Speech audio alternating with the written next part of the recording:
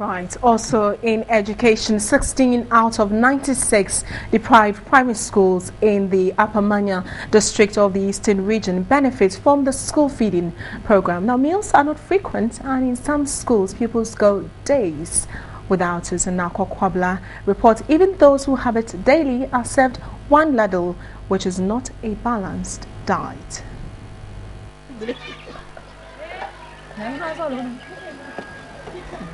Pupils who get to the caterer's stand early at Dawakwaliwa DA Basic School are sure of getting food, and that is because the rice and stew to be served, the caterer says, is not enough for the 195 pupils she has to feed from KG to primary.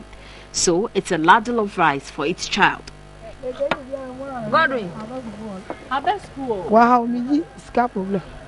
I don't have money to cook. For 3 times, we have not been paid. The entire bowl of rice and stew cost 80 cedis, an amount she claims to have borrowed in order to feed the children. With no meat, chicken, fish, egg or any protein supplements and fruits, the caterer admits the meal cannot pass for a balanced diet.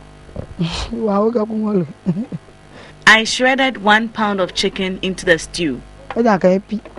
Most of the caterers in the district have not been paid, taking a toll on what they serve the children.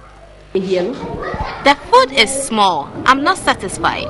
Me too. I'm hungry. I want an egg this big. Pupils rushing to eat at Mensadawa Primary School.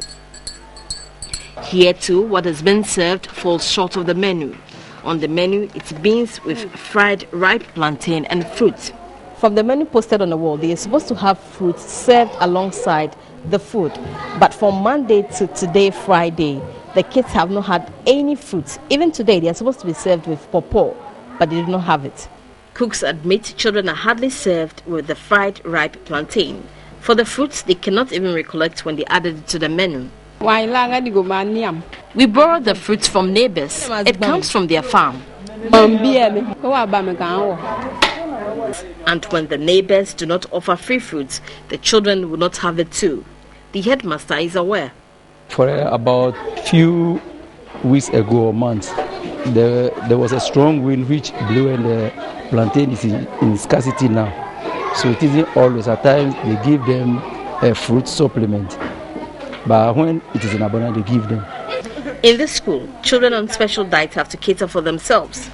These 2 girls, obviously hungry, are allergic to beans. They were not served. It's the parents who said the stomach is not good for them. So when it is time for beans, the parents make provision for them. They give them money to come. But the patron doesn't make provision for them. The district chief executive of Upper Manya Krobo is also aware of all the issues.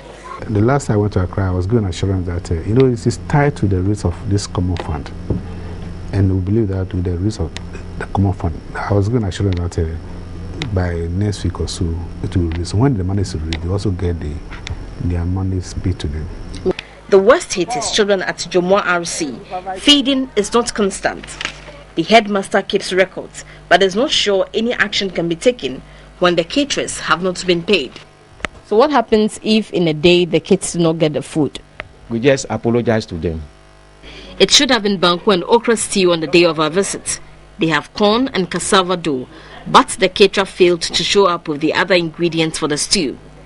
There was no food that day. Some of the children had to sort themselves out with gari. The school feeding program has an objective to entice children to go to school and retain them.